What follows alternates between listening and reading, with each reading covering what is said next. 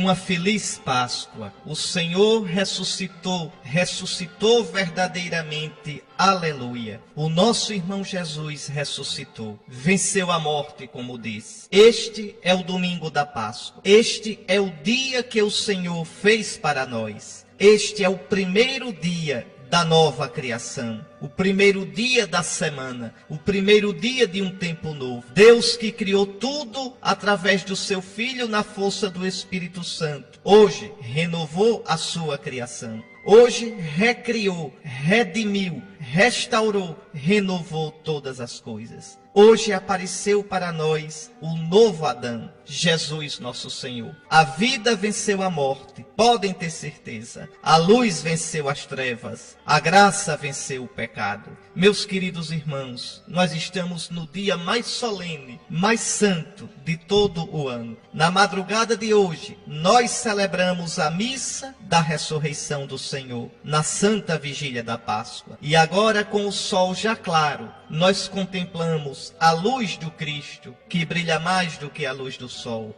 Na noite, de ontem para hoje, na madrugada de hoje, o diácono, por toda a terra, cantando o anúncio da Páscoa, o Exultet, saudava o Círio Pascal, o Círio que simboliza Jesus ressuscitado, e dizia uma coisa linda: este Círio que acendeu as nossas velas, possa esta noite toda fulgurar, misture a sua luz à das estrelas, cintile quando o dia despontar. Pois é, o dia despontou, o sol brilhou, as estrelas se apagaram, mas o Círio continua aceso. Brilhará, porque ele simboliza o próprio Cristo. O Cristo que é luz, o Cristo que é calor de uma vida nova. O Círio ser a virgem da abelha generosa, tão virgem quanto a vida nova do Cristo ressuscitado. Pois bem, meus irmãos, feliz Páscoa. E na missa do dia de hoje, na introdução da missa, está lá, a igreja coloca uma frase impressionante, uma frase do Salmo 138. Coloca na boca de Cristo essa frase, uma coisa linda: ressuscitei, ó Pai, e estou sempre contigo. Pousaste sobre mim a tua mão, tua sabedoria é admirável. Aleluia. Senhor, vós me sondais e conheceis, sabeis quando me deito e me levanto. Isso mesmo, sabeis, Senhor, conheceis, Pai Santo, quando me deito na morte e quando me levanto na ressurreição. Ressuscitei, ó Pai. Imaginem Cristo entrando na glória do Pai, entrando na glória do céu. Ressuscitou na madrugada do dia 9 de abril do ano 30. Ali ele foi sepultado. No dia 7 de abril ele morreu, sexta-feira santa. No dia 8 estava no túmulo. E no dia 9 de madrugada, o que aconteceu? Quem entrasse naquele sepulcro não via mais nada. E por quê? Porque de repente os lençóis murcharam. Cristo desapareceu. Para onde foi seu corpo? Para onde foi sua alma humana? Para a glória do Pai. Entraram na glória do Pai. O Pai encheu o seu Filho com o Espírito Santo e o ressuscitou. Cristo morreu no dia 7, passou no túmulo dia 8 e no dia 9 saiu deste mundo, saiu do tempo, entrou na eternidade. Para nós que ficamos era 9 de abril, para Cristo não há mais tempo, entrou na glória eterna. E é interessante que a Sagrada Escritura descreve a chegada de Cristo. Se você pegar o Apocalipse, João descreve a glória de Deus no capítulo 4, o trono, que é o Pai, trono no qual está sentado o Pai, os 7 Espíritos que simbolizam o Espírito Santo. E aí João diz, João, de modo impressionante, diz: eu vi um cordeiro, estava no centro do trono, e dos 4 seres vivos, no meio dos anciãos, estava de pé como que imolado. É Jesus, não estava lá, mas acabou de chegar. De onde vem? Vem do sepulcro. Vem da grande tribulação, vem da morte, vem da sepultura e agora chega diante da glória do Pai, de pé, vitorioso, como que imolado, eternamente com as marcas da paixão, eternamente imolado por nós. Está lá, Apocalipse capítulo 5, versículo 6. Isto aconteceu no céu hoje, isto acontece no céu para sempre, é assim que Jesus está. Então vi um cordeiro, estava no centro do trono, reina com o Pai, é Deus com o Pai, e dos 4 seres vivos no meio dos anciãos. Os 4 seres vivos que simbolizam toda a vida do mundo, todos os seres vivos do mundo. Os 24 anciãos que simbolizam o Antigo e o Novo Testamento. 12 anciãos simbolizando o povo de Israel segundo a carne, mais 12 anciãos simbolizando a igreja. Estava de pé, vitorioso como o que imolado. E que visão impressionante! O cordeiro tinha 7 chifres e 7 olhos. Isso aqui é tudo figurado, não dá para a gente imaginar. O chifre, na Sagrada Escritura, para os povos antigos, simbolizava a força, o poder. Lembre que o chifre nos animais é uma arma. O chifre é a arma para atacar e para se defender. Em geral, são os animais machos que têm os chifres maiores. Por quê? Para lutar pela fêmea e assim perpetuar a espécie. Então é símbolo de força, de liderança, de poder. Tinha 7 chifres. 7, a plenitude. Esse Cristo ressuscitado, o nosso Salvador que vimos humilhado, destruído, esmagado, homem de dores na cruz. Agora tem a plenitude do poder, o cordeiro de 7 chifres. Mais ainda, tinha 7 olhos, ou seja, ele agora tudo vê, tudo penetra, nada escapa do seu julgamento, nada escapa do seu olhar. Tem a plenitude da sabedoria, porque no Espírito Santo ele perscruta, na força do seu Espírito Santo que agora o enche, ele perscruta e vê todas as coisas. O cordeiro tinha 7 olhos, que são 7 Espíritos de Deus enviados por toda a terra. Eis aqui o nosso Senhor, eis aqui o nosso Salvador. Que visão belíssima do Apocalipse, que visão, meus irmãos, cheia de consolação para nós, que vimos o nosso Salvador destruído da cruz. Depois ainda um outro texto do Apocalipse, porque vale a pena a gente olhar Jesus na glória agora, depois de tanta dor, depois de tanta miséria que nós vimos na sua cruz. Eu, João, diz o Apocalipse, vosso irmão e companheiro na tribulação. Que tribulação? Essa dessa vida. Essas tribulações que nós vivemos. Veja, eu, João, vosso irmão e companheiro na tribulação, e também no reino e na constância em Jesus. Eu encontrava-me na ilha de Pátimos, por causa da palavra de Deus. João estava preso. E me encontrava lá por causa do testemunho de Jesus. Pois bem, no dia do Senhor, o que é esse dia do Senhor? É o domingo. Dies Domini, Dominica, domingo. Eu estava no domingo, na ilha de Pátimos. Entrei em êxtase, no Espírito, e ouvi atrás de mim uma voz forte como trombeta. O que vês, escreve-o no livro e envia-o às 7 igrejas. O que são essas 7 igrejas? 7 quer dizer plenitude. Envia a igreja toda, a nossa mãe católica. Envia a igreja o que eu vou dizer. É Jesus vivo. Quem é esse que está falando? Olha aqui. Então voltei-me para ver a voz que me falava. E ao voltar-me, vi 7 candelabros de ouro. Os 7 candelabros significam a igreja. Jesus está vivo no nosso meio. Nunca mais vai nos deixar, meus irmãos. Esse Jesus que a gente viu coroado de espinhos, agora é coroado de glória para sempre. Está à direita do Pai no céu, diante do trono, mas está no meio da sua igreja. Não nos deixa nunca. Não nos abandona nunca, nunca. Repare como João se impressiona. Antes de entrar nas leituras da missa, eu estou comentando isso com vocês, porque o Apocalipse nos mostra o que acontece no céu.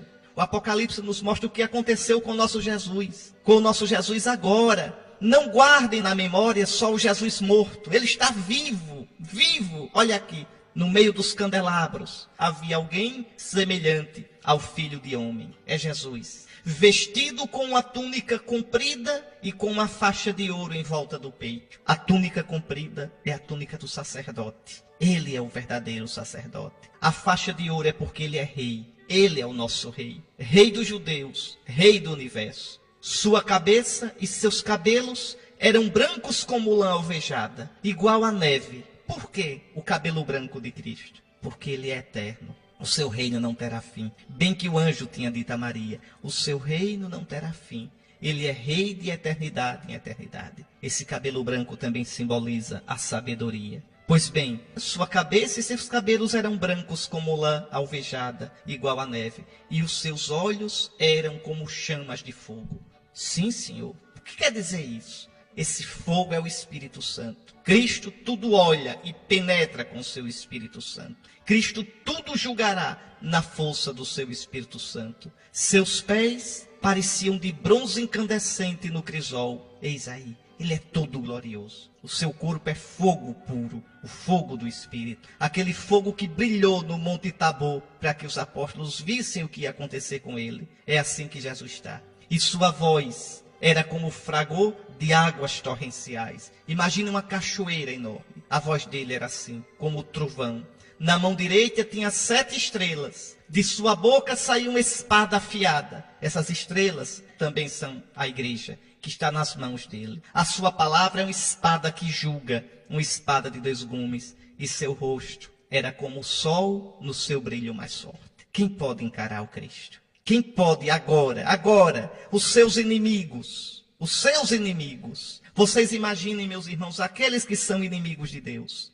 Vocês imaginem aqueles que, antes de ontem, na Sexta-feira Santa, passaram um dia bebendo cerveja e comendo carne, nos bares, bebendo e comendo churrasquinho. Vocês imaginem aqueles que passaram pecando a Sexta-feira Santa, profanando, cristãos de nome, pagãos de vida, profanando o nome de Jesus. Imaginem os que vivem no pecado, imaginem os que zombam de Cristo, quando um dia estiverem diante dele, cujo rosto brilha mais do que o sol ao meio-dia. Quando estiverem diante dele, que tem os olhos de fogo para ser examinados. Quando virem os seus pés, suas mãos de bronze incandescente. Quando escutarem o julgamento, a sua voz, mais forte do que as águas torrenciais. Imaginem. Vamos ver a força desses fanfarrões. Vamos ver o desprezo deles, onde os levou. E João diz, ao vê-lo, caí como morto a seus pés. Veja, caiu apavorado, como nós ficaremos um dia. É o Senhor, meus irmãos, e não se brinca com o Senhor. É o Santo, é o Deus Santo, Deus forte, Deus imortal. É o nosso Jesus vitorioso, é o nosso Jesus ressuscitado. João diz, ao vê-lo, caí como morto a seus pés. Mas ele pôs sobre mim a sua mão direita e disse, ele vai dizer, se Deus quiser, vai dizer para nós também um dia, não tenhas medo. Eu sou o primeiro e o último. Por que o primeiro? Porque tudo foi feito através dele. Por que o último? Porque tudo foi feito para ele. Tudo terminará nele.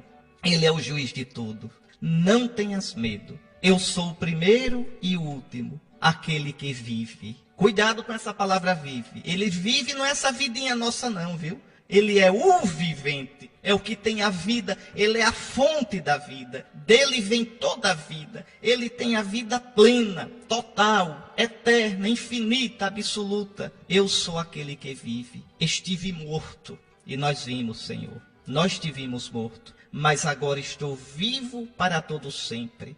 Eu tenho as chaves da morte e da morada dos mortos. Tenho na minha mão, a morte acabou-se, está na minha mão. Eu faço o que quiser com ela. Eu tenho as chaves da morte e do inferno. Acabou-se. Eu venci. Eu venci. Eu sou o mais forte que amarra o forte. O mundo era a casa do diabo e ele cuidava do que era dele muito bem, levando o homem ao pecado, à violência. Mas eu vim e amarrei o forte. Eu sou o mais forte, que vence o forte e o despoja. Está vendo, meu irmão? É por isso que eu disse, feliz Páscoa. Feliz dia da Páscoa. O nosso irmão Jesus ressuscitou verdadeiramente. Aleluia. E a igreja no dia de hoje, na oração da missa, diz, ó Deus, por vosso Filho unigênito, vencedor da morte, abristes hoje para nós as portas da eternidade. Cumpre-se o profeta Isaías. Jesus é a chave da casa de Davi. Fecha e ninguém pode abrir. Fechou o inferno. Abre e ninguém pode fechar. Nos abriu o céu. Portanto, concedei, ó Deus, que celebrando a ressurreição do Senhor, renovados pelo vosso Espírito, o Espírito que Jesus recebeu no dia da ressurreição, o Espírito no qual o Pai ressuscitou Jesus, e esse Espírito Jesus derramou sobre nós, concedei que renovados pelo vosso Espírito, ressuscitemos na luz da vida nova. Esses são os pensamentos da igreja no dia de hoje, meus queridos irmãos.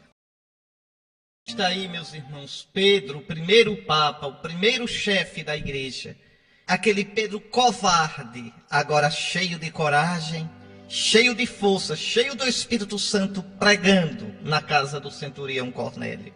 Essa leitura de hoje resume tudo o que Jesus fez por nós. Veja, vamos pegar aqui versículo por versículo. Pedro tomou a palavra e disse: vós sabeis o que aconteceu em toda a Judeia, a começar pela Galileia. Jesus começou a pregar na Galileia e morreu na Judeia, em Jerusalém.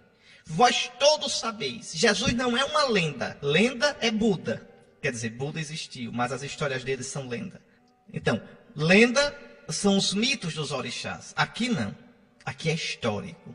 Vós sabeis o que aconteceu. É público. Os judeus sabem, os romanos sabem, os inimigos de Jesus sabem. Vós sabeis o que aconteceu depois do batismo de João. O que foi que houve? João batizou Jesus.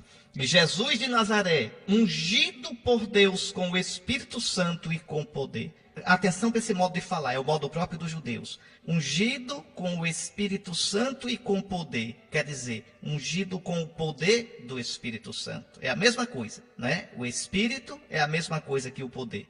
É como Jesus quando diz a Nicodemos: quem não nascer da água e do Espírito, é o modo de falar dos judeus. Quer dizer, quem não nascer da água, que é símbolo do Espírito. Quer ver outro exemplo?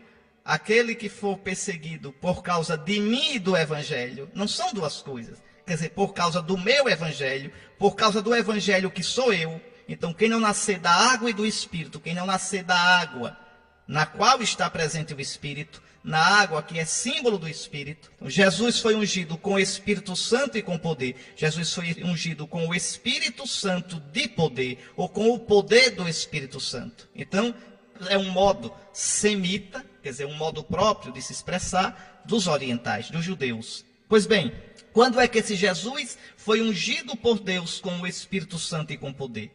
Ora, Jesus já nasceu na força do Espírito Santo. Lembre da palavra de Gabriel a Maria: o Espírito virá sobre ti, o poder do Altíssimo te cobrirá com a sua sombra. Olhe novamente: o Espírito virá sobre ti, o poder te cobrirá. O Espírito de poder, o poder é o Espírito. Então, a humanidade de Jesus é santíssima, já é ungida pelo Espírito. Mas depois, no Jordão, Jesus recebe uma segunda unção para começar a missão pública dele. A missão dele começa na encarnação, no seio de Maria, e começa na força do Espírito. Mas a missão pública, ele se manifesta a Israel depois do batismo de João. Aí João vai ser preso, a voz vai se calar, para que a palavra, o verbo que é Jesus, comece a missão pública dele. Então aí Jesus recebe uma segunda unção. Mas a grande unção é no dia de hoje, é na ressurreição. Eu vou falar dela daqui a pouco. Então, Pedro recorda: como Jesus de Nazaré foi ungido por Deus com o Espírito Santo e com poder. E aí nessa força do Espírito, olhe, ele andou por toda parte, fazendo o bem e curando a todos os que estavam dominados pelo demônio, porque Deus estava com ele. Claro, Jesus está cheio do Espírito Santo, o Espírito do Pai, o Espírito de Deus. São Lucas diz que saía dele uma força que a todos curava. Essa força é o Espírito Santo. Lembre de Lucas 4, Jesus na sinagoga de Nazaré: o Espírito do Senhor repousa sobre mim. Repousa, está nele. Porque o Senhor me ungiu, quando? No Jordão, para levar a boa nova aos pobres, para fazer com que os cegos vejam, os coxos andem, para proclamar o ano da graça do Senhor, o dia da vingança do nosso Deus. Que vingança? A vingança contra o pecado. Como é que Deus se vinga do pecado? Amando. Como é que Deus se vinga do pecado? Dando o seu filho, dando a vida. Só o amor vence o pecado.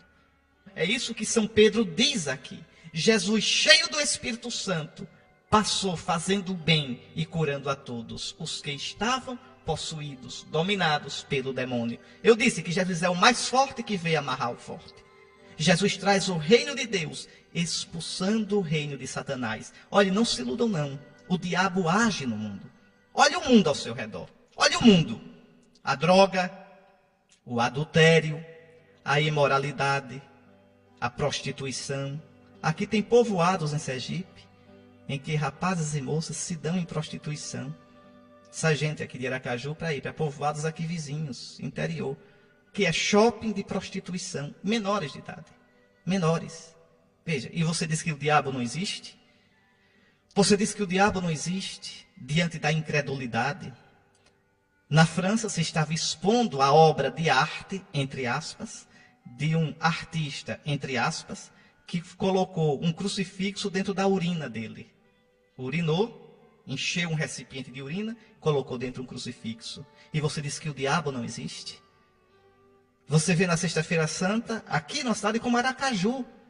Eu vi também no interior, vi na entrada de Laranjeiras, as pessoas bebendo, comendo carne na Sexta-feira Santa. E você diz que o diabo não existe?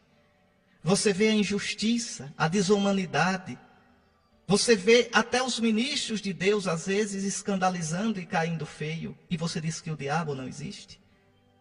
Jesus é claro, o príncipe deste mundo é Satanás. O príncipe deste mundo é Satanás.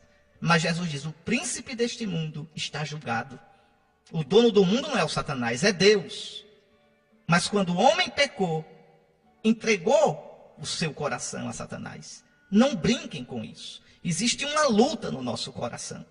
Uma luta, e você sabe que existe. Olha a sua vida. Olha as tendências que tem em você. O que você pensa, os seus instintos. Olhe o que você faz às vezes. Cristo te libertou. Te libertou. Mas essa libertação não virá a ti se você não abrir o coração para Cristo. E não combater com Ele. Vigiai. Orai para que não entreis em tentação. Vigiai comigo orando, unidos a mim, sempre orando. Não é brincadeira, pois São Pedro disse, Cristo passou fazendo o bem e expulsando o demônio. Por que Cristo expulsa aqueles demônios? Para mostrar que com ele o reino chegou. Que com o reino que ele traz, o reino de Satanás se esfarela, vai-se embora. Não brinque com isso. Não abra as portas para o demônio. Não abra. O pecado consentido abre as portas para o demônio. E de todas as portas que se abrem, há 4 que são as mais largas. 4. O vício, bebedeira, droga, abre as portas para o demônio. Todo vício, mas esse principalmente. Depois a imoralidade abre as portas sim para o demônio. A imoralidade sexual abre as portas para o demônio. Não brinquem com isso. A imoralidade mata a ação de Deus no nosso coração. Nos torna insensíveis para Deus. O que mais? A grosseria, a brutalidade, a estupidez, abre as portas para o demônio. E 4, o culto dos ídolos. Cuidado com essas religiões que cultuam ídolos, que cultuam orixás, essas coisas. Isso, o demônio pode usar para entrar por aí. Pois bem, essa é a nossa fé. Nada que cultue crendice, e ainda há muita crendice por aqui.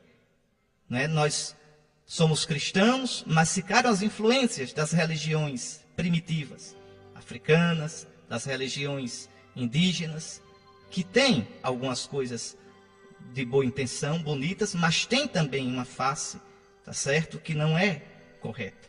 Pois bem, cuidado.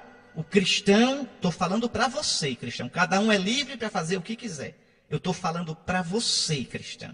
Eu estou falando para você que conhece a Cristo. Eu estou falando para você que foi libertado por Cristo. Não podeis servir a Cristo e aos demônios.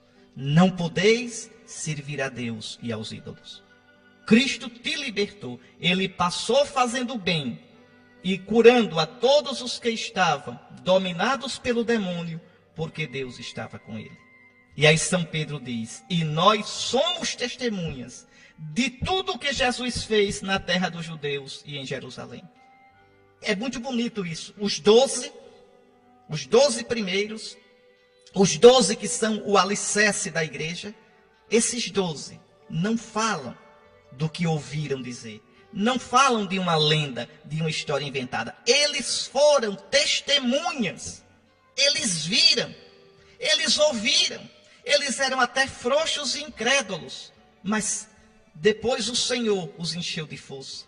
Olha, só para você ter uma ideia, lembre nos Atos dos Apóstolos, quando Pedro, que é o primeiro Papa, quando Pedro, que é o chefe da igreja, decide porque ele pode, com a autoridade que Cristo deu a ele, decide escolher alguém para suceder Judas.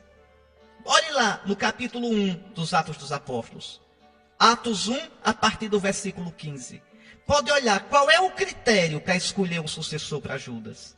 Qual é o critério? São Pedro diz, está no versículo 21, Atos 1, 21.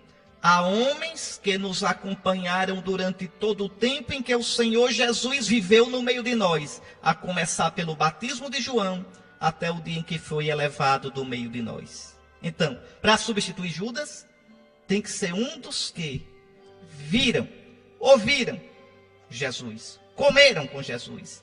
Veja, que estavam lá desde o batismo de João, desde o começo até a ascensão. Porque a nossa fé não se fundamenta numa lenda, numa história de Trancoso. É real, meus irmãos, é real. Jesus realmente esteve entre nós. Deus nos visitou. Jesus realmente passou fazendo bem. Fez milagres, multiplicou os pães. Jesus realmente ressuscitou mortos, expulsou demônios, fez milagres sobre a natureza, como acalmar uma tempestade, andar sobre as águas. Jesus curou doentes. Eis aqui o nosso Senhor. E então São Pedro diz, nós somos testemunhas de tudo o que Jesus fez na terra dos judeus e em Jerusalém. Eles o mataram, pregando numa cruz. Mas Deus o ressuscitou no terceiro dia. Que coisa linda. Veja, eles o mataram. Eu meditei várias vezes sobre isto nesta Semana Santa. Os judeus mataram Jesus. E os discípulos também mataram Jesus, porque foi um de nós, foi Judas quem o entregou. Então nós também somos culpados. E os pagãos também mataram Jesus, porque foi Pilatos o executou. Foi Pilatos quem o condenou.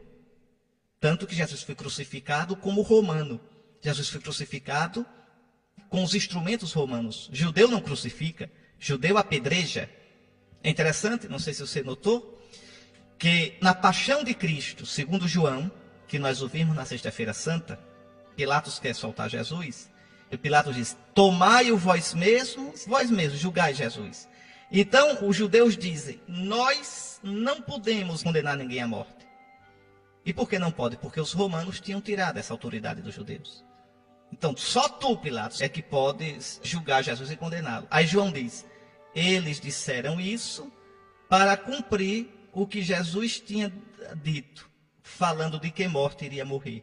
O que quer dizer isso? É que se os judeus matassem Jesus, Jesus não seria crucificado. Jesus seria apedrejado. Então, como foram os romanos que condenaram Jesus e executaram, então a execução foi a cruz. E Jesus tinha predito que morreria na cruz. Então veja, todos somos culpados pela morte de Cristo.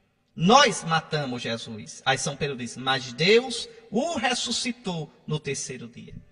Está vivo, meus irmãos. Agora olha aqui, concedendo-lhe manifestar-se não a todo o povo, mas às testemunhas que Deus havia escolhido. A nós que comemos e bebemos com Jesus depois que ressuscitou dos mortos. Isso mesmo. Pilatos nunca iria ver Jesus ressuscitado. Os judeus descrentes nunca iriam ver. Não, Jesus agora, entenda, saiu desse mundo. Jesus está na glória do Pai. Só pode ver Jesus aquele a quem ele se deixar ver. E ele só se deixa ver àquele que crê. Os pagãos de ontem e de hoje jamais poderão ver Jesus. Quem passou a Sexta-feira Santa tomando cerveja, quem passou na sua praia, na sua rede, na fazenda, comendo carne, nunca verá Jesus. Não. Mas nós sim, nós experimentamos Jesus. Nós sabemos que Jesus está vivo. Nós o experimentamos vivo no nosso coração. É uma certeza tão grande que ninguém pode tirar do nosso coração. Com a graça de Deus, a gente daria a vida para testemunhar isso. Pois bem, Deus permitiu, concedeu que ele aparecesse não a todo o povo, porque entendam, não são as pessoas que veem Jesus. Não é como uma pessoa que vai passando e eu digo, eita, é fulaninho ali. Não, eu não posso dizer isso com Jesus. Eita, é Jesus ali aparecendo aos discípulos. Não, só pode ver Jesus aquele a quem Jesus se faz ver. Olha como diz a leitura, Deus concedeu-lhe manifestar-se não a todo o povo. É ele que se manifesta, é ele que aparece, é ele que se faz vir. Se tu creres, verás a glória de Deus. Eu sei que você que está me ouvindo já viu Jesus, como eu já vi Jesus. Sim, nosso coração diz com toda certeza, ele está vivo, ele é Senhor. E quem nos convence disso é o Espírito Santo de Jesus. Veja como é bonita a Escritura. Por isso Pedro diz, a nós. Então Deus concedeu que ele seja visto, não por todos, mas por nós, que comemos e bebemos com ele. Aí está. Primeiro os apóstolos que comeram e beberam com Jesus ressuscitado, mas você também comeu. E a cada domingo come e bebe com Jesus ressuscitado na Santa Eucaristia. É muito bonita essa palavra, é muito bonita. E Jesus nos mandou pregar ao povo e testemunhar que Deus o constituiu juiz dos vivos e dos mortos. Está aí. Ele agora é Senhor. Ele agora é juiz. Todos os profetas dão testemunho dele. Todo aquele que crê em Jesus recebe em seu nome o perdão dos pecados, a salvação. É crer em Jesus, ser batizado em Jesus, entrando na igreja de Jesus, que é o seu corpo, e aí vivendo a vida de cristão, comungando com Jesus na Eucaristia, comungando com os irmãos no amor fraterno, na espera do Senhor, até que ele venha em glória. Está aí, meus irmãos, a nossa fé. Está aí o anúncio do dia de hoje. Está aí a alegria da Páscoa. Está aí Pedro anunciando a Cornélio e a sua família a salvação. Nessa salvação nós vivemos. Nesta salvação nós esperamos. Nesta salvação nós cremos. Por isso que eu já lhes disse tanto, e repito mais uma vez, feliz Páscoa. O nosso Salvador Jesus ressuscitou verdadeiramente. Vamos agora rezar o salmo de meditação, o salmo responsorial da missa de hoje, que é o salmo pascal por excelência. Só para você ter uma ideia, nós padres, os religiosos, os bispos, os monges, rezam esse salmo todo domingo. Todo domingo. Quando ele não vem na oração da manhã, vem na oração do meio-dia. É Jesus falando. A mão direita do Senhor fez maravilhas, a mão direita do Senhor me levantou. Não morrerei. Ao contrário, viverei para cantar as grandes obras do Senhor. Este é o dia que o Senhor fez para nós. Alegremo-nos e nele exultemos. Este é o dia, dia com D maiúsculo, o dia do Senhor, o dia da ressurreição. Daí o desafio que São Paulo nos faz, que a palavra de Deus nos faz. Nós ressuscitamos com Cristo. Como é essa ressurreição com Cristo? Isso é verdade? Isso é só um modo de falar? Essa ressurreição é espiritual? Como é isso? Espiritual nada. Isso é de verdade mesmo, é real. É real, não é uma metáfora. Veja, Cristo está vivo, glorioso, cheio do Espírito Santo. O Pai ressuscitou Jesus, derramando sobre ele o Espírito Santo. Este Espírito Santo, que é a energia, a vida, a glória, o poder de Deus, que agora está em Cristo ressuscitado, Jesus nos dá de verdade. Como? Na água do batismo. Eu já lhe disse tantas vezes, aquela água é símbolo do Espírito Santo. Então, quando você foi lavado, mergulhado naquela água, você morreu com Cristo. De verdade. A sua humanidade velha morreu. Fica a ferida, a concupiscência, a tendência ruim. Mas você não é mais inimigo de Deus. Você agora tem uma vida nova. Mergulhado naquela água, saído dela, você atravessou o mar vermelho da morte, o mar vermelho do pecado. Você já é uma nova criatura. Todo aquele que está em Cristo é uma nova criatura.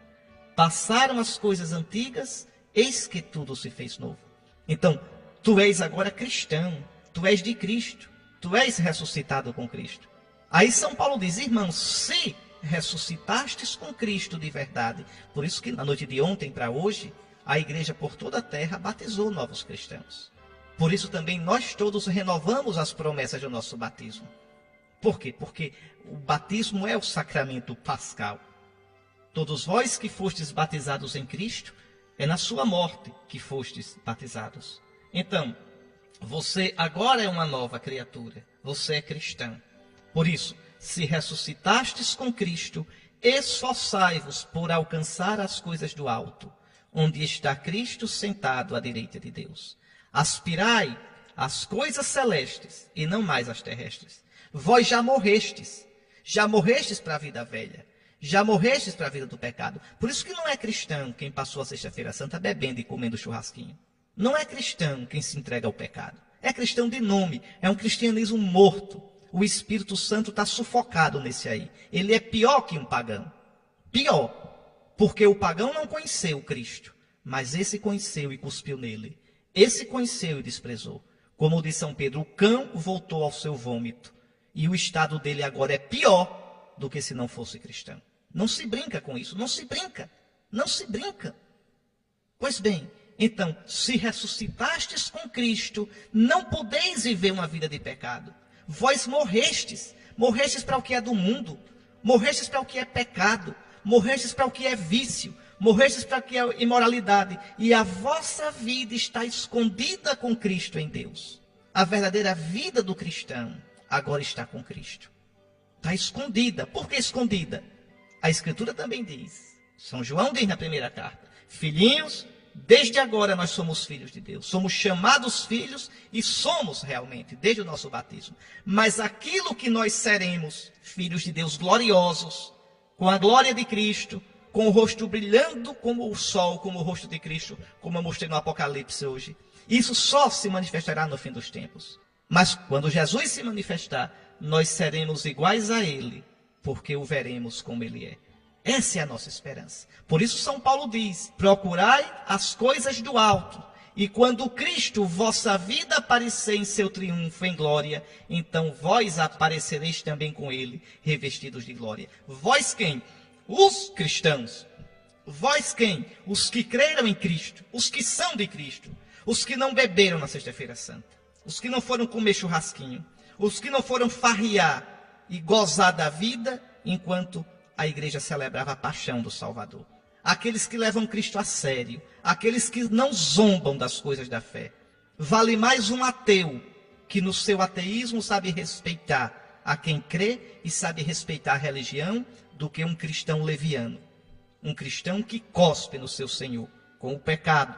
Olhem, meus irmãos, prestem bem atenção. Todos somos frágeis. Todos temos de lutar contra os nossos pecados. Uma coisa é aquele que diz, meu Deus, eu reconheço minha fragilidade e luto, Senhor. Eu quero lutar com a tua graça. Esse é bendito, porque apesar de frágil, luta e chora pelo seu pecado. Agora, um cristão cínico, um cristão frio de coração, um cristão que zomba e despreza o Senhor, esse não participará da glória de Cristo. Meus irmãos, não se brinca com essas coisas. Nosso Senhor nos alerta gravemente para isso. Pois bem, se ressuscitastes com Cristo, procurai as coisas do alto e não as da terra. Nossa alegria deve ser Cristo. Nossa alegria deve ser a vida nova, o amor novo, a glória nova que Ele nos deu.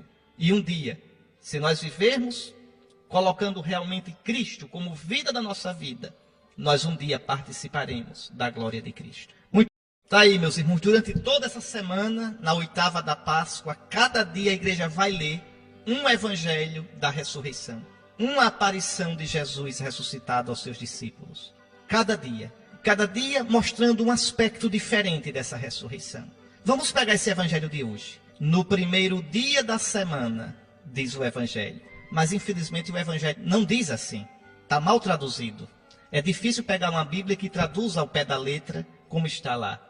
Esse texto, essa frase. João não diz no primeiro dia da semana. João diz assim, no primeiro dia depois do sábado. Aí você diz, mas Dom Henrique, não é a mesma coisa? Não, senhor. O que João quer dizer é isso. Passou o sábado dos judeus, acabou-se. O sábado dos judeus significava duas coisas. O judeu guardava o sábado, primeiro, celebrando a criação de Deus. Ora, a criação envelheceu. A criação foi corrompida pelo pecado. Passou a criação antiga. Passaram as coisas antigas. Eis que tudo se faz novo. No Apocalipse, João vai dizer, eu vi um novo céu e uma nova terra, porque o antigo céu e a antiga terra tinham passado. Então acabou-se a antiga criação. Eis que eu faço novas todas as coisas. Segundo, No sábado, os judeus também celebravam a aliança. Era o dia da aliança de Deus com o seu povo.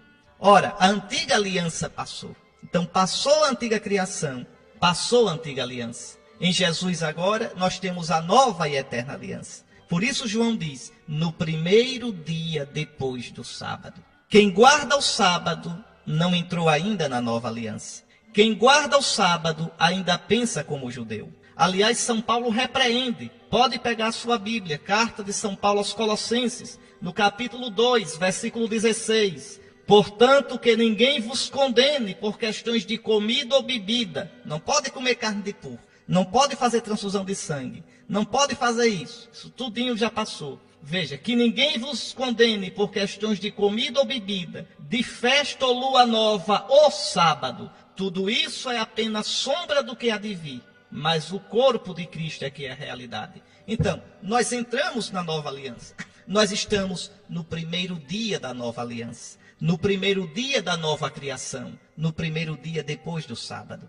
Domingo, o dia de hoje, não é fim de semana. É triste ver um cristão dizer bom fim de semana pensando no domingo. Fim de semana são a sexta dos muçulmanos e o sábado dos judeus. O domingo é o primeiro dia da semana. É o primeiro dia da nova criação. É o primeiro dia de um novo tempo. É uma nova chance que Deus nos dá.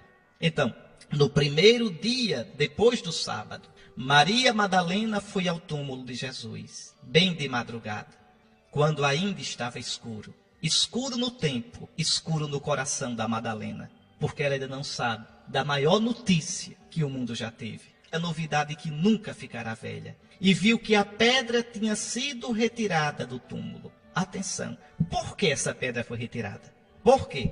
Será que foi para Jesus sair? Não, não foi. Jesus não saiu daquele túmulo para ir para debaixo de uma mangueira, de uma jaqueira, para fora, esperar para aparecer alguém. Não, Jesus saiu daquele túmulo para o Pai. Não saiu pela porta, pela entrada do túmulo. Se você estivesse dentro do túmulo, eu já disse isso aqui o ano passado. Vamos supor que esquecessem você dentro daquele túmulo, lacrasse aquele túmulo, você ficasse ali com o cadáver de Jesus. O que é que você teria visto naquele domingo de madrugada? Tinha visto aquele lençol simplesmente murchar. Talvez visse uma luz sair de dentro do lençol, uma luz intensa, a luz que deixou aquele lençol marcado com o corpo de Cristo no Santo Sudário. Eu vi um programa no canal de televisão, no History, sobre o sudário. Pense no show de besteira, de bobagem, de idiotice. Olha, tem cada besteira que se diz em nome da ciência. Cada besteira que de ciência não tem nada. Pois bem, aquele sudário, pode ter certeza, viu? Aquele é o lençol de Jesus, que não tem dúvida nenhuma. Nenhuma. Então, o que você viria? Talvez visse uma grande luminosidade, um calor vindo de dentro do lençol. E depois o lençol murchar simplesmente. Porque imagine o lençol, Jesus foi envolvido no lençol, vamos imaginar, um lençol bem comprido, como uma toalha de altar, um lençol de linho. Então imagine, deitaram Jesus sobre o lençol, mas sobrou ainda lençol. Aí o lençol passa pela cabeça dele, vem pelo rosto e desce até o pé novamente. Então o lençol começa do calcanhar, vai até a nuca, cobre a moleira de Jesus, passa pelo rosto, desce pelo abdômen e vai até o pé lá embaixo. Depois o que fizeram? Amarraram Jesus com faixas. Mas não eram faixas separadas. Era uma faixa só que foi sendo enrolada. Como quem vai enrolando em caracol. Enrolaram Jesus com uma faixa. E em cima, preste ainda atenção nisso. Em cima do rosto colocaram um sudário. Aquilo que a gente chama de sudário de Turim não é o sudário, é o lençol. O lençol. O que é o sudário? Sudário é um lenço. Sudário vem de suor. O sudário é o pano para enxugar o suor. Colocaram um sudário, um lençozinho quadrado, sobre o rosto de Jesus, em cima do lençol. Esse sudário estava empapado de perfume, de aloés, de mirra. Os judeus faziam assim. E depois Jesus não tinha sido lavado. Jesus foi sepultado sujo. Você pode dizer, mas como? Se os judeus lavam os corpos antes de enterrar, lavam. Os judeus lavam o corpo todinho, mas não podiam lavar o corpo de Jesus. Por quê? Porque Jesus morreu de morte violenta, ensanguentado. Quando um judeu morria ensanguentado, não se lavava o corpo para o sangue não cair no chão. Para o sangue não ir com a água para a terra chupar. Isso é um sinal de maldição. Lembre que o profeta Elias diz a Acabe: você vai morrer e os cães vão lamber o seu sangue. Então isso é uma maldição terrível. Pois bem, Jesus então não é lavado. Então ele é sepultado assim. O que é que você viria se estivesse no túmulo? Viria simplesmente o lençol murchar. Murchar bem calmamente e ficar rentezinho no túmulo. O resto eu digo daqui a pouco. Mas agora eu quero dizer isso. Jesus não saiu do túmulo pela entrada. Onde está agora o corpo de Jesus? Passou para o Pai. Saiu desse mundo. Não pode mais ser encontrado nesse mundo. Onde está a alma humana de Jesus? Saiu do Sheol, da mansão dos mortos, e foi para o Pai. Então, naquela madrugada de domingo, Jesus em corpo e alma humana, seu corpo humano, sua alma humana, Jesus, agora envolvido pelo Espírito Santo, foi totalmente divinizado na sua natureza humana. Entrou na glória do Pai. E por que então a pedra foi retirada do túmulo? Não é para Jesus sair, é para a gente entrar e ver que o túmulo está vazio. É para isso. Pois bem, é isso que Maria Madalena vai experimentar. Ela viu a pedra retirada do túmulo. Então ela saiu correndo e foi encontrar Simão Pedro e o outro discípulo, aquele que Jesus amava. Interessante que a igreja sempre teve chefe, né? A igreja sempre foi católica, nunca foi casa da mãe Joana. A igreja nunca foi como um galpão sem porta nem janela. Veja, Madalena nessa hora vai atrás de quem? De Pedro. De Pedro. Como a gente deve ir atrás de quem? De Bento XVI, não é de outro não.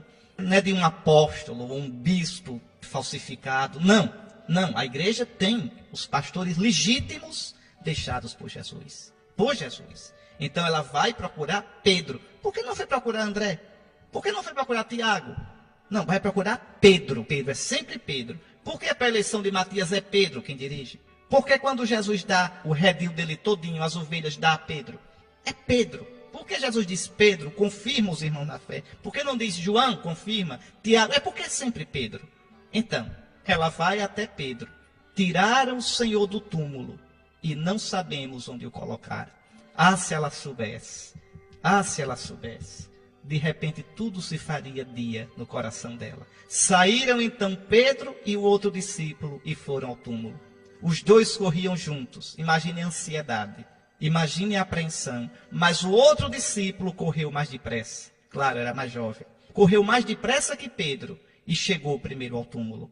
Olhando para dentro, viu as faixas de linho no chão, mas não entrou. Não entrou porque João é católico. Não entrou porque espera que Pedro chegue. É Pedro quem vai entrar primeiro, não é João, não é Tiago. Nem Paulo entraria se estivesse ali. É Pedro. Só a Pedro Jesus deu seu primeiro, o principado. Está lá em Mateus 10. Jesus chama os 12. Primeiro Simão, também chamado Pedro. É o primus, é o que tem o primado. Pois bem, ele olha, mas não entra. Viu as faixas de linho no chão. Eu explico já isso, mas não entrou. Chegou também Simão Pedro, que vinha correndo atrás e entrou no túmulo. E o que ele viu? Aqui é uma coisa misteriosa, que se discute tanto sobre isso. Viu as faixas de linho deitadas no chão, e o pano que tinha estado sobre a cabeça de Jesus, não posto com as faixas, mas enrolado no lugar à parte. Então entrou também o outro discípulo que tinha chegado primeiro ao túmulo. Ele viu e acreditou. Aqui temos o mistério. O que ele viu? Ele viu a faixa, o lençol no chão. E viu o sudário, o paninho que tinha coberto o rosto, dobrado no lugar à parte. E por que ele creu quando viu isso? Veja, aqui é muito complicado para traduzir o que realmente eles viram. Segundo muitos estudiosos, e eu tenho em casa um estudo sobre isso muito interessante, se você vai olhar o grego direitinho, você pode interpretar assim. E para mim foi isso que eles viram. Quando diz aqui, olha, eles viu as faixas de linho deitadas no chão. Essa faixa de linho que ele está falando aqui é o lençol que cobriu Jesus com aquela faixa perpendicular, encaracolada que eu lhe disse. O que eles viram? O que significa deitado no chão? Na pedra onde Jesus foi colocado, esse lençol não estava desarrumado, como quando a gente se levanta e deixa a cama por fazer. Não, ele estava espalmado. Esse deitado no chão, quer dizer, estava espalmado. Estava como uma cama arrumada, todo encostadinho no chão. Ou seja, ninguém saiu dali. Ninguém saiu como a gente quando se levanta. Não. É como se ninguém tivesse estado ali. É como se aquele lençol só tivesse murchado, bem arrumadinho. É isso que João viu. E o sudário, o lençozinho, dobrado no lugar à parte. olhando direitinho no grego, não é dobrado. O que João quer dizer é isso? Ele estava numa posição diferente. E qual era essa posição? Ele não estava como o lençol estava, espalmado, todo arrumadinho. Não, ele ficou como uma máscara engomada, ele ficou armado. E por quê armado? Porque, veja, estava envolvendo o rosto de Jesus e estava cheio de aloés e de mirra. Imagine, quando Jesus ressuscitou, certamente com o calor da ressurreição, aquilo ficou duro, engomado. Aquilo ficou quase como uma máscara engomada. Imagine a cena, o que João viu, o que Pedro viu. O lençol bem deitado sobre o túmulo, com as faixas, e em cima, na parte do rosto, o lençozinho mais arrumadinho, mais engomado, como se tivesse dobrado de um modo diferente. Ou seja, Jesus não foi tirado dali. Jesus não se levantou dali para sair. Jesus não foi roubado. Ele viu e creu. Ele viu os lençóis e creu no que não viu. Cristo ressuscitou. Está aí. Alguma coisa ali houve diferente. Aí o Evangelho diz, de fato, eles ainda não tinham compreendido a Escritura, segundo a qual ele devia ressuscitar dos mortos. Então, essa fé que começa aí no túmulo, ela vai ser fortalecida e confirmada quando Cristo vier ao encontro deles e eles virem Jesus ressuscitado. Está aí, meus irmãos. Por isso a nossa alegria no dia de hoje. O túmulo está vazio, Jesus ressuscitou. Quem foi para a missa pela manhã escutou esse evangelho. Quem for para a missa hoje à tarde vai escutar outro evangelho. Para a missa à tarde ou à noite, o evangelho é outro. É o dos discípulos de Emaús. É Jesus que no dia de hoje, à tardinha, encontrou 2 dos nossos irmãos. Comeu e bebeu com eles. E eles reconheceram o Senhor ao partir do pão. Para terminar, eu queria fazer uma pergunta para você pensar. Deus, o Pai, hoje de madrugada, derramou o Espírito Santo sobre Jesus e o ressuscitou. Eu lhe pergunto, Deus poderia fazer uma obra maior do que essa, do que ressuscitar Jesus? Tantas obras grandes ele fez no Antigo Testamento. Maior ainda, na criação tirou tudo do nada. Eu pergunto, Deus pode ainda, se quiser, realizar uma obra maior que essa? Pense. A resposta sabe qual é? Não. A maior obra que Deus realizou foi ressuscitar Jesus. E não pode fazer uma obra maior que essa. Por quê? Você encontra uma pista para isso na carta aos Colossenses. Colossenses 2, versículo 9. Falando de Jesus ressuscitado, São Paulo diz, nele, em Jesus ressuscitado, habita corporalmente toda a plenitude da divindade. O que é isso? Eu quero terminar esse programa com essa explicação hoje. Na madrugada do domingo, Deus, o Pai, derramou sobre o corpo e a alma de Jesus morto a plenitude do Espírito Santo, a divindade, a plenitude da divindade é o Espírito Santo. O Pai jogou o Espírito Santo todinho. Olha, o Espírito Santo é infinito. O Espírito Santo é Deus.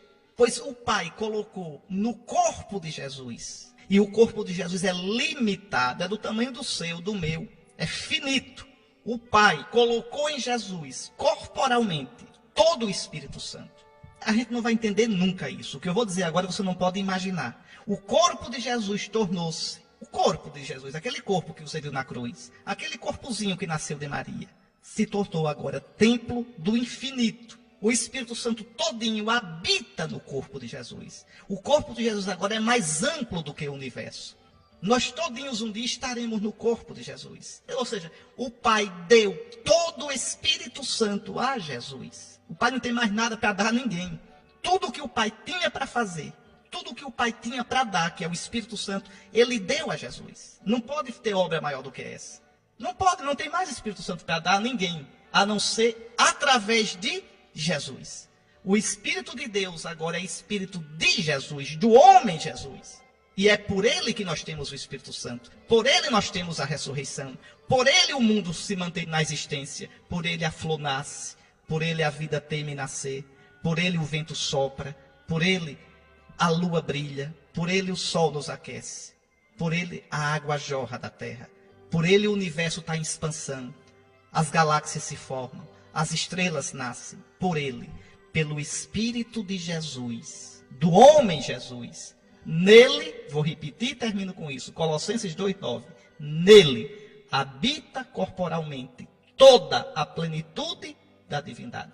E nele, pelo batismo, participais da plenitude. Nele que é a cabeça da igreja. Está aí, meus irmãos. Feliz Páscoa, viu? O nosso irmão Jesus ressuscitou. O mundo está salvo. Nós estamos salvos. Basta que nos abramos pela fé e pela vida para acolher essa salvação que nos é dada nos sacramentos da igreja, que são sacramentos de Cristo. Uma boa Páscoa. Muito bem, meus irmãos, renascidos em Cristo, ressuscitado pelo batismo, irmãos cheios do Espírito Santo, porque batizados no Espírito de Cristo e confirmados no Espírito de força de Jesus, alimentados com o corpo e o sangue de Jesus morto e ressuscitado. Parabéns para você, que é nova criatura. Parabéns para nós, renascidos em Cristo, certos de que morreremos com Cristo e ressuscitaremos na ressurreição dele. Parabéns para você, que participa da plenitude de Cristo. Uma feliz Páscoa para você. Uma feliz oitava de Páscoa. De hoje até domingo que vem, nós temos o dia da Páscoa. A oitava da Páscoa é como um dia só. E depois 50 dias para cantar aleluia ao nosso Deus. Aleluia quer dizer louvai o Senhor. Louvai o Senhor pela obra que Ele fez. E agora de todo o coração, eu dou a você e a sua família a bênção. O Senhor esteja convosco. Bendito seja o nome do Senhor, agora e para sempre. O nosso auxílio está no nome do Senhor, que fez o céu e a terra. Abençoe-vos o Deus Todo-Poderoso, Pai, Filho e Espírito Santo.